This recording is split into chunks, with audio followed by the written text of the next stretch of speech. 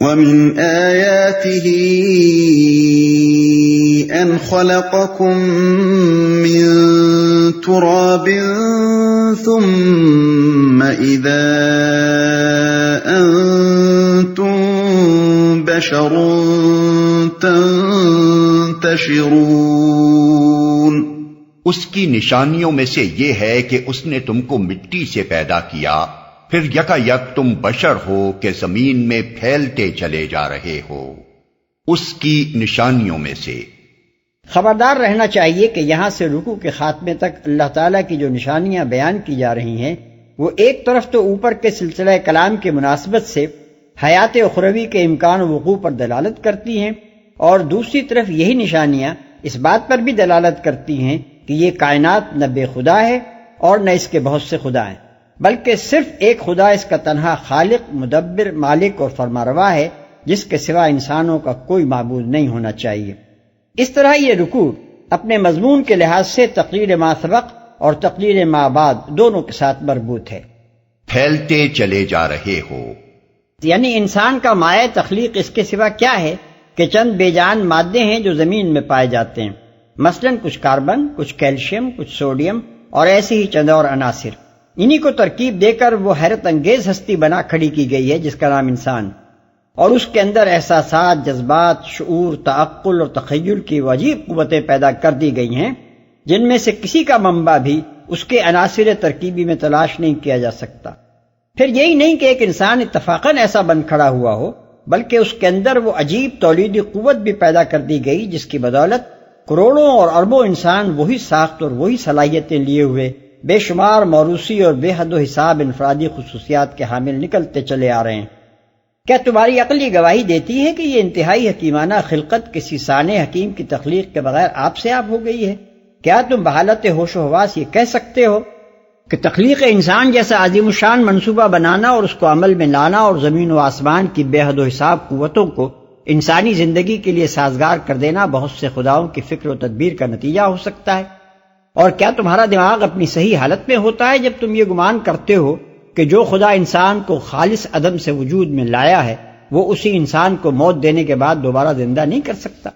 وَمِنْ آيَاتِهِ أَنْ خَلَقَ لَكُم مِّنْ أَنفُسِكُمْ أَزْوَاجًا لِتَسْكُنُوا إِلَيْهَا وَجَعَلَ بَيْنَكُم مَّوَدَّةً وَرَحْمَةً إِنَّ فِي ذَلِكَ لَآيَاتٍ لِقَوْمٍ يَتَفَكَّرُونَ۔ اور اس کی نشانیوں میں سے یہ ہے کہ اس نے تمہارے لیے تمہاری ہی جنس سے بیویاں بنائیں تاکہ تم ان کے پاس سکون حاصل کرو،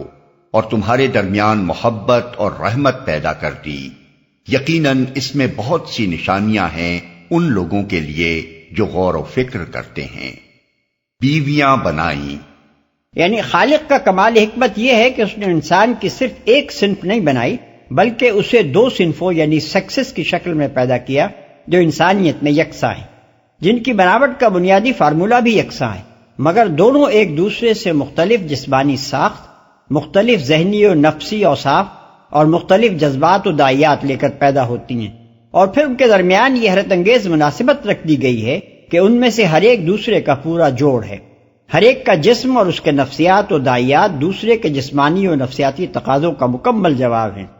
مزید برآں وہ خالق حکیم ان دونوں صنفوں کے افراد کو آغاز آفرینش سے برابر اس تناسب کے ساتھ پیدا کیے چلا جا رہا ہے کہ آج تک کبھی ایسا نہیں ہوا کہ دنیا کی کسی قوم یا کسی خطہ زمین میں صرف لڑکے ہی لڑکے پیدا ہوئے ہوں،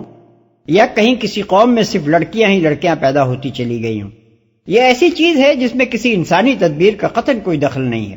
انسان ذرہ برابر بھی نہ اس معاملے میں اثر انداز ہو سکتا ہے کہ لڑکیاں مسلسل ایسی زنانہ خصوصیات اور لڑکے مسلسل ایسی مردانہ خصوصیات لیے ہوئے پیدا ہوتے رہیں جو ایک دوسرے کا ٹھیک جوڑ ہوں، اور نہ اس معاملے ہی میں اس کے پاس اثر انداز ہونے کا کوئی ذریعہ ہے کہ عورتوں اور مردوں کی پیدائش اس طرح مسلسل ایک تناسب کے ساتھ ہوتی چلی جائے۔ ہزارہ سال سے کروڑوں اور اربوں انسانوں کی پیدائش میں اس تدبیر و انتظام کا اتنے متناسب طریقے سے فہم جاری رہنا اتفاقاً بھی نہیں ہو سکتا، اور یہ بہت سے خداؤں کی مشترک تدبیر کا نتیجہ بھی نہیں ہو سکتا۔ یہ چیز صریحاً اس بات پر دلالت کر رہی ہے کہ ایک خالق حکیم اور ایک ہی خالق حکیم نے اپنی غالب حکمت و قدرت سے ابتداً مرد اور عورت کا ایک موضوع ترین ڈیزائن بنایا، پھر اس بات کا انتظام کیا کہ اس ڈیزائن کے مطابق بے حد و حساب مرد اور بے حد و حساب عورتیں اپنی الگ الگ انفرادی خصوصیات لیے ہوئے دنیا بھر میں ایک تناسب کے ساتھ پیدا ہوں۔ سکون حاصل کرو، یعنی یہ انتظام الٹ اپ نہیں ہو گیا ہے، بلکہ بنانے والے نے بالارادہ اس غرض کے لیے انتظام کیا ہے کہ مرد اپنی فطرت کے تقاضے عورت کے پاس اور عورت اپنی فطرت کی مانگ مرد کے پاس پائے، اور دونوں ایک دوسرے سے وابستہ ہو کر ہی سکون و اطمینان حاصل کریں۔ یہی وہ حکیمانہ تدبیر ہے جسے خالق نے ایک طرف انسانی نسل کے برقرار رہنے کا اور دوسری طرف انسانی تہذیب و تمدن کو وجود میں لانے کا ذریعہ بنایا ہے۔ اگر یہ دونوں صنفیں محض الگ الگ ڈیزائنوں کے ساتھ پیدا کر دی جاتی اور ان میں وہ اضطراب نہ رکھ دیا جاتا جو ان کے باہمی اتصال و وابستگی کے بغیر مبدل بسکون نہیں ہو سکتا، تو انسانی نسل تو ممکن ہے کہ بھیڑ بکریوں کی طرح چل جاتی، لیکن کسی تہذیب و تمدن کے وجود میں آنے کا کوئی امکان نہ تھا۔ تمام انواع حیوانی کے برعکس نوع انسانی میں تہذیب و تمدن کے رونما ہونے کا بنیادی سبب یہی ہے کہ خالق نے اپنی حکمت سے مرد اور عورت میں ایک دوسرے کے لیے وہ مانگ، وہ پیاس اور اضطراب کی کیفیت رکھ دی جسے سکون میسر نہیں آتا جب تک کہ وہ ایک دوسرے سے جڑ کر نہ رہیں۔ یہی سکون کی طلب ہے جس نے انہیں مل کر گھر بنانے پر مجبور کیا، اسی کی بدولت خاندان اور قبیلے وجود میں آئے، اور اسی کی بدولت انسان کی زندگی میں تمدن کا نشو و نما ہوا۔ اس نشو و نما میں انسان کی ذہنی صلاحیتیں مددگار ضرور ہوئی ہیں، مگر وہ اس کی اصلی محرک نہیں ہیں۔ اصل محرک یہی اضطراب ہے جسے مرد و عورت کے وجود میں وضعیت کر کے انہیں گھر کی تاسیس پر مجبور کر دیا گیا۔ کون صاحب عقل یہ سوچ سکتا ہے کہ دانائی کا یہ شاہکار فطرت کی اندھی طاقتوں سے محض اتفاقاً سرزد ہو گیا ہے؟ یا بہت سے خدائی انتظام کر سکتے تھے کہ اس گہرے حکیمانہ مقصد کو ملحوظ رکھ کر ہزارہا برس سے مسلسل بے شمار مردوں اور بے شمار عورتوں کو یہ خاص اضطراب لیے ہوئے پیدا کرتے چلے جائیں؟ یہ تو ایک حکیم اور ایک ہی حکیم کی حکمت کا سری نشان ہے جسے صرف عقل کے اندھے ہی دیکھنے سے انکار کر سکتے ہیں۔ محبت اور رحمت پیدا کرتی۔ محبت سے مراد یہاں جنسی محبت یعنی سیکشل لو ہے، جو مرد اور عورت کے اندر جذب و کشش کی ابتدائی محرک بنتی ہے اور پھر انہیں ایک دوسرے سے چسپاں کیے رکھتی ہے، اور رحمت سے مراد وہ روحانی تعلق ہے جو ازدواجی زندگی میں بتدریج ابھرتا ہے، جس کی بدولت وہ ایک دوسرے کے خیر خواہ، ہمدرد و غمخوار اور شریک رنج و راحت بن جاتے ہیں، یہاں تک کہ ایک وقت ایسا آتا ہے جب جنسی محبت پیچھے جا پڑتی ہے اور بڑھاپے میں یہ جیون ساتھی کچھ جوانی سے بھی بڑھ کر ایک دوسرے کے حق میں رحیم و شفیق ثابت ہوتے ہیں۔ یہ دو مثبت طاقتیں ہیں جو خالق نے اس ابتدائی اضطراب کی مدد کے لیے انسان کے اندر پیدا کی ہیں جن کا ذکر اوپر گزرا ہے۔ وہ اضطراب تو صرف سکون چاہتا ہے اور اس کی تلاش میں مرد و عورت کو ایک دوسرے کی طرف لے جاتا ہے۔ اس کے بعد یہ دو طاقتیں آگے بڑھ کر ان کے درمیان مستقل رفاقت کا ایسا رشتہ جوڑ دیتی ہیں جو دو الگ ماحولوں میں پرورش پائے ہوئے اجنبیوں کو ملا کر کچھ اس طرح پیوستہ کرتا ہے کہ عمر بھر وہ زندگی کے منجار میں اپنی کشتی ایک ساتھ کھینچتے رہتے ہیں۔ ظاہر ہے کہ یہ محبت اور رحمت جس کا تجربہ کروڑوں انسانوں کو اپنی زندگی میں ہو رہا ہے کوئی مادی چیز نہیں ہے جو وزن اور پیمائش میں آ سکے، نہ انسانی جسم کے عناصر ترکیبی میں کہیں اس کے سرچشمے کی نشاندہی کی جا سکتی ہے، نہ کسی لیبارٹری میں اس کی پیدائش اور اس کے نشو و نما کے اسباب کا کھوج لگایا جا سکتا ہے۔ اس کی کوئی توجیہ اس کے سوا نہیں کی جا سکتی کہ ایک خالق حکیم نے بالارادہ ایک مقصد کے لیے پوری مناسبت کے ساتھ اسے نفس انسانی میں وضعیت کر دیا ہے۔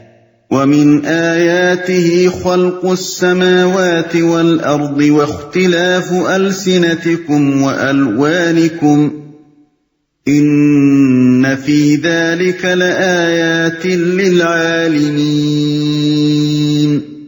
اور اس کی نشانیوں میں سے آسمانوں اور زمین کی پیدائش اور تمہاری زبانوں اور تمہارے رنگوں کا اختلاف ہے، یقیناً اس میں بہت سی نشانیاں ہیں دانش مند لوگوں کے لیے۔ آسمانوں اور زمین کی پیدائش یعنی ان کا عدم سے وجود میں آنا اور ایک اٹل ضابطے پر ان کا قائم ہونا اور بے شمار قوتوں کا ان کے اندر انتہائی تناسب و توازن کے ساتھ کام کرنا اپنے اندر اس بات کی بہت سی نشانیاں رکھتا ہے کہ اس پوری کائنات کو ایک خالق اور ایک ہی خالق وجود میں لایا ہے اور وہی اس عظیم الشان نظام کی تدبیر کر رہا ہے۔ ایک طرف اگر اس بات پر غور کیا جائے کہ وہ ابتدائی قوت یعنی انرجی کہاں سے آئی جس نے مادے کی شکل اختیار کی، پھر مادے کے یہ بہت سے عناصر کیسے بنے، پھر ان عناصر کی اس قدر حکیمانہ ترکیب سے اتنی حیرت انگیز مناسبتوں کے ساتھ یہ مدہوش کن نظام عالم کیسے بن گیا، اور اب یہ نظام کروڑہا کروڑ صدیوں سے کس طرح ایک زبردست قانون فطرت کی بندش میں کسا ہوا چل رہا ہے، تو ہر غیر متعصب عقل اس نتیجے پر پہنچے گی کہ یہ سب کچھ کسی علیم و حکیم کے غالب ارادے کے بغیر محض بخت و اتفاق کے نتیجے میں نہیں ہو سکتا۔ اور دوسری طرف اگر یہ دیکھا جائے کہ زمین سے لے کر کائنات کے بعید ترین سیاروں تک سب ایک ہی طرح کے عناصر سے مرکب ہیں اور ایک ہی قانون فطرت ان میں کار فرما ہے، تو ہر عقل جو ہٹ دھرم نہیں ہے بلا شبہ یہ تسلیم کرے گی کہ یہ سب کچھ بہت سے خداؤں کی خدائی کا کرشمہ نہیں ہے، بلکہ ایک ہی خدا اس پوری کائنات کا خالق اور رب ہے۔ تمہارے رنگوں کا اختلاف ہے، یعنی باوجود کہ تمہارے قواعد نطقیہ یکساں ہیں، نہ منہ اور زبان کی ساخت میں کوئی فرق ہے اور نہ دماغ کی ساخت میں، مگر زمین کے مختلف خطوں میں تمہاری زبانیں مختلف ہیں، پھر ایک ہی زبان بولنے والے علاقوں میں شہر شہر اور بستی بستی کی بولیاں مختلف ہیں، اور مزید یہ کہ ہر شخص کا لہجہ اور تلفظ اور طرز گفتگو دوسرے سے مختلف ہے۔ اسی طرح تمہارا مادہ تخلیق اور تمہاری بناوٹ کا فارمولہ ایک ہی ہے، مگر تمہارے رنگ اس قدر مختلف ہیں کہ قوم اور قوم تو درکنار، ایک ماں باپ کے دو بیٹوں کا رنگ بھی بالکل یکساں نہیں ہے۔ یہاں نمونے کے طور پر صرف دو ہی چیزوں کی طرف توجہ دلائی گئی ہے، لیکن اسی رخ پر آگے بڑھ کر دیکھیے تو دنیا میں آپ ہر طرف اتنا تنوع یعنی ویرائٹی پائیں گے کہ اس کا احاطہ مشکل ہو جائے گا۔ انسان، حیوان، نباتات اور دوسری تمام اشیاء کی جس نوع کو بھی آپ لے لیں، اس کے افراد میں بنیادی یکسانی کے باوجود بے شمار اختلافات موجود ہیں، حتیٰ کہ کسی نوع کا بھی کوئی ایک فرد دوسرے سے بالکل مشابہ نہیں ہے، حتیٰ کہ ایک درخت کے دو پتوں میں بھی پوری مشابہت نہیں پائی جاتی۔ یہ چیز صاف بتا رہی ہے کہ یہ دنیا کوئی ایسا کارخانہ نہیں ہے جس میں خودکار مشینیں چل رہی ہوں اور کثیر پیدا آوری یعنی ماس پروڈکشن کے طریقے پر ہر قسم کی اشیاء کا بس ایک ایک ٹھپا ہو جس سے ڈھل ڈھل کر ایک ہی طرح کی چیزیں نکلتی چلی آ رہی ہوں، بلکہ یہاں ایک ایسا زبردست کاریگر کام کر رہا ہے جو ہر چیز کو پوری انفرادی توجہ کے ساتھ ایک نئے ڈیزائن، نئے نقش و نگار، نئے تناسب اور نئے اوصاف کے ساتھ بناتا ہے، اور اس کی بنائی ہوئی ہر چیز اپنی جگہ منفرد ہے۔ اس کی قوت ایجاد ہر آن ہر چیز کا ایک نیا ماڈل نکال رہی ہے، اور اس کی صنائی ایک ڈیزائن کو دوسری مرتبہ دہرانا اپنے کمال کی توہین سمجھتی ہے۔ اس حیرت انگیز منظر کو جو شخص بھی آنکھیں کھول کر دیکھے گا وہ کبھی اس احمقانہ تصور میں مبتلا نہیں ہو سکتا کہ اس کائنات کا بنانے والا ایک دفعہ اس کارخانے کو چلا کر کہیں جا سویا ہے۔ یہ تو اس بات کا کھلا ثبوت ہے کہ وہ ہر وقت کار تخلیق میں لگا ہوا ہے اور اپنی خلق کی ایک ایک چیز پر انفرادی توجہ صرف کر رہا ہے۔ وَمِنْ آيَاتِهِ مَنَامُكُمْ بِاللَّيْلِ وَالنَّهَارِ وَابْتِغَاؤُكُمْ مِنْ فَضْلِهِ إِنَّ فِي ذَلِكَ لَآيَاتٍ لِقَوْمٍ يَسْمَعُونَ۔ اور اس کی نشانیوں میں سے تمہارا رات اور دن کو سونا اور تمہارا اس کے فضل کو تلاش کرنا ہے۔ یقیناً اس میں بہت سی نشانیاں ہیں ان لوگوں کے لیے جو غور سے سنتے ہیں۔ اس کے فضل کو تلاش کرنا ہے۔ فضل کو تلاش کرنے سے مراد رزق کی تلاش میں دوڑ دھوپ کرنا ہے۔ انسان اگرچہ بالعموم رات کو سوتا اور دن کو اپنی معاش کے لیے جد و جہد کرتا ہے، لیکن یہ کلیہ نہیں ہے۔ بہت سے انسان دن کو بھی سوتے ہیں اور رات کو بھی معاش کے لیے کام کرتے ہیں۔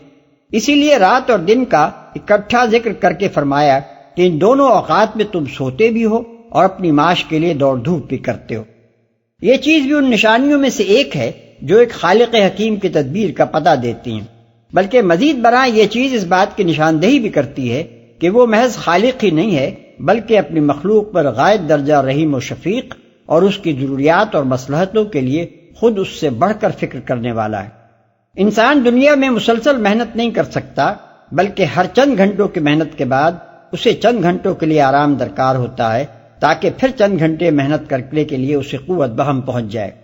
اس غرض کے لیے خالق حکیم و رحیم نے انسان کے اندر صرف تکان کا احساس اور صرف آرام کی خواہش پیدا کر دینے ہی پر اکتفا نہیں کیا، بلکہ اس نے نیند کا ایک ایسا زبردست دائیا اس کے وجود میں رکھ دیا جو اس کے ارادے کے بغیر حتیٰ کہ اس کی مزاحمت کے باوجود خود بخود ہر چند گھنٹوں کی بیداری اور محنت کے بعد اسے آدھوشتا ہے، چند گھنٹے آرام لینے پر اس کو مجبور کر دیتا ہے اور ضرورت پوری ہو جانے کے بعد خود بخود اسے چھوڑ دیتا ہے۔ اس نیند کی ماہیت و کیفیت اور اس کے حقیقی اسباب کو آج تک انسان نہیں سمجھ سکا ہے۔ یہ قطعاً ایک پیدائشی چیز ہے جو آدمی کی فطرت اور اس کی ساخت میں رکھ دی گئی۔ اس کا ٹھیک انسان کی ضرورت کے مطابق ہونا ہی اس بات کی شہادت دینے کے لیے کافی ہے کہ یہ ایک اتفاقی حادثہ نہیں ہے، بلکہ کسی حکیم نے ایک سوچے سمجھے منصوبے کے مطابق یہ تدبیر وضع کی ہے۔ اس میں ایک بڑی حکمت و مصلحت اور مقصدیت صاف طور پر کارفرما نظر آتی ہے۔ مزید برآں یہی نیند اس بات پر بھی گواہ ہے کہ جس نے یہ مجبور کن داعیہ انسان کے اندر رکھا ہے وہ انسان کے حق میں خود اس سے بڑھ کر خیر خواہ ہے، ورنہ انسان بالارادہ نیند کی مزاحمت کر کے اور زبردستی جاگ کر اور مسلسل کام کر کے اپنی قوت کار کو ہی نہیں قوت حیات تک کو ختم کر ڈالتا۔ پھر رزق کی تلاش کے لیے اللہ کے فضل کی تلاش کا لفظ استعمال کر کے نشانیوں کے ایک دوسرے سلسلے کی طرف اشارہ کیا گیا ہے۔ آدمی آخر یہ رزق تلاش ہی کہاں کر سکتا تھا اگر زمین و آسمان کی بے حد و حساب طاقتوں کو رزق کے اسباب و ذرائع پیدا کرنے میں نہ لگا دیا گیا ہوتا، اور زمین میں انسان کے لیے رزق کے بے شمار ذرائع نہ پیدا کر دیے گئے ہوتے۔ صرف یہی نہیں بلکہ رزق میں یہ تلاش اور اس کا اکتساب اس صورت میں بھی ممکن نہ ہوتا اگر انسان کو اس کام کے لیے مناسب ترین اعضاء اور مناسب ترین جسمانی اور ذہنی صلاحیتیں نہ دی گئی ہوتی۔ بس آدمی کے اندر تلاش رزق کی قابلیت اور اس کے وجود سے باہر وسائل رزق کی موجودگی صاف صاف ایک رب رحیم و کریم کے وجود کا پتہ دیتی ہے۔ جو عقل بیمار نہ ہو وہ کبھی یہ فرض نہیں کر سکتی کہ یہ سب کچھ اتفاقاً ہو گیا ہے، یا یہ بہت سے خداؤں کی خدائی کا کرشمہ ہے، یا کوئی بے درد اندھی قوت اس فضل و کرم کی ذمہ دار ہے۔ وَمِنْ آيَاتِهِ يُرِيكُمُ الْبَرْقَ خَوْفًا وَطَمَعًا وَيُنَزِّلُ مِنَ السَّمَاءِ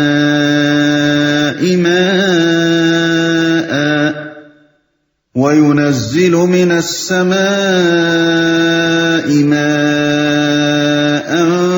فَيُحْيِي بِهِ الْأَرْضَ بَعْدَ مَوْتِهَا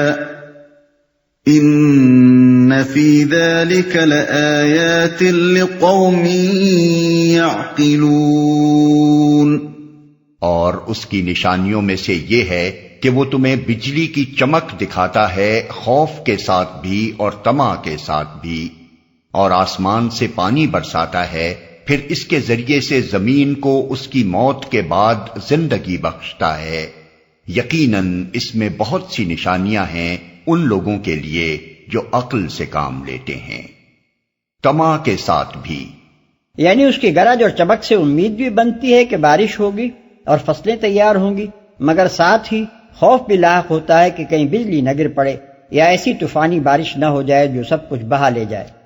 زندگی بخشتا ہے، یہ چیز ایک طرف حیات بعد الموت کی نشاندہی کرتی ہے، اور دوسری طرف یہی چیز اس امر پر بھی دلالت کرتی ہے کہ خدا ہے اور زمین و آسمان کی تدبیر کرنے والا ایک ہی خدا ہے۔ زمین کے بے شمار مخلوقات کے رزق کا انحصار اس پیداوار پر ہے جو زمین سے نکلتی ہے۔ اس پیداوار کا انحصار زمین کی صلاحیت بارآوری پر ہے۔ اس صلاحیت کے روبکار آنے کا انحصار بارش پر ہے، خواہ وہ براہ راست زمین پر برسے یا اس کے ذخیرے سطح زمین پر جمع ہوں، یا زیر زمین چشموں اور کنووں کی شکل اختیار کریں، یا پہاڑوں پر یخ بستہ ہو کر دریاؤں کی شکل میں بہیں۔ پھر اس بارش کا انحصار سورج کی گرمی پر، موسموں کے رد و بدل پر، فضائی حرارت و برودت پر، ہواؤں کی گردش پر، اور اس بجلی پر ہے جو بادلوں سے بارش برسنے کی محرک بھی ہوتی ہے، اور ساتھ ہی ساتھ بارش کے پانی میں ایک طرح کی قدرتی کھاد بھی شامل کر دیتی ہے۔ زمین سے لے کر آسمان تک کی ان تمام مختلف چیزوں کے درمیان یہ ربط اور مناسبتیں قائم ہونا، پھر ان سب کا بے شمار مختلف النوع مقاصد اور مصلحتوں کے لیے صریحاً سازگار ہونا، اور ہزاروں لاکھوں برس تک ان کا پوری ہم آہنگی کے ساتھ مسلسل سازگاری کرتے چلے جانا، کیا یہ سب کچھ محض اتفاقاً ہو سکتا ہے؟ کیا یہ کسی صانع کی حکمت اور اس کے سوچے سمجھے منصوبے اور اس کی غالب تدبیر کے بغیر ہو گیا ہے؟ اور کیا یہ اس بات کی دلیل نہیں ہے کہ زمین، سورج، ہوا، پانی، حرارت، برودت اور زمین کی مخلوقات کا خالق اور رب ایک ہی ہے؟ وَمِنْ آيَاتِهِ أَن تَقُومَ السَّمَاءُ وَالْأَرْضُ بِأَمْرِهِ ثُمَّ إذا دعاكم دعوة من الأرض إذا أنتم تخرجون. اور اس کی نشانیوں میں سے یہ ہے کہ آسمان اور زمین اس کے حکم سے قائم ہیں، پھر یوں ہی کہ اس نے تمہیں زمین سے پکارا، بس ایک ہی پکار میں اچانک تم نکل آؤ گے، اس کے حکم سے قائم ہیں. یعنی صرف یہی نہیں کہ وہ اس کے حکم سے ایک دفعہ وجود میں آ گئے، بلکہ ان کا مسلسل قائم رہنا اور ان کے اندر ایک عظیم الشان کارگاہ ہستی کا پہم چلتے رہنا بھی اسی کے حکم کی بدولت ہے. ایک لمحے کے لیے بھی اگر اس کا حکم انہیں برقرار نہ رکھے تو یہ سارا نظام یکلخت درہم برہم ہو جائے. اچانک تم نکل آؤ گے، یعنی کائنات کے خالق و مدبر کے لیے تمہیں دوبارہ زندہ کر کے اٹھانا کوئی ایسا بڑا کام نہیں ہے کہ اسے اس کے لیے بہت بڑی تیاریاں کرنی ہوں گی، بلکہ اس کی صرف ایک پکار اس کے لیے بالکل کافی ہوگی کہ آغاز آفرینش سے آج تک جتنے انسان دنیا میں پیدا ہوئے ہیں اور آئندہ پیدا ہوں گے وہ سب ایک ساتھ زمین کے ہر گوشے سے نکل کھڑے ہوں. وَلَهُ مَن فِي السَّمَاوَاتِ وَالْأَرْضِ كُلٌّ لَهُ قَانِتُونَ. آسمانوں اور زمین میں جو بھی ہیں اس کے بندے ہیں، سب کے سب اسی کے تابع فرمان ہیں. وَهُوَ الَّذِي يَبْدَأُ الْخَلْقَ ثُمَّ يُعِيدُهُ وَهُوَ أَهْوَنُ عَلَيْهِ وَلَهُ الْمَثَلُ الْأَعْلَى فِي السَّمَاوَاتِ وَالْأَرْضِ وَهُوَ الْعَزِيزُ الْحَكِيمُ. وہی ہے جو تخلیق کی ابتدا کرتا ہے، پھر وہی اس کا اعادہ کرے گا، اور یہ اس کے لیے آسان تر ہے. آسمانوں اور زمین میں اس کی صفت سب سے برتر ہے، اور وہ زبردست اور حکیم ہے. یہ اس کے لیے آسان تر ہے. یعنی پہلی مرتبہ پیدا کرنا اگر اس کے لیے مشکل نہ تھا تو آخر تم نے یہ کیسے سمجھ لیا کہ دوبارہ پیدا کرنا اس کے لیے مشکل ہو جائے گا؟ پہلی مرتبہ کی پیدائش میں تو تم خود جیتے جاگتے موجود ہو، اس لیے اس کا مشکل نہ ہونا تو ظاہر ہے. اب یہ بالکل سیدھی سادھی عقل کی بات ہے کہ ایک دفعہ جس نے کسی چیز کو بنایا ہو اس کے لیے وہی چیز دوبارہ بنانا نسبتاً زیادہ ہی آسان ہونا چاہیے.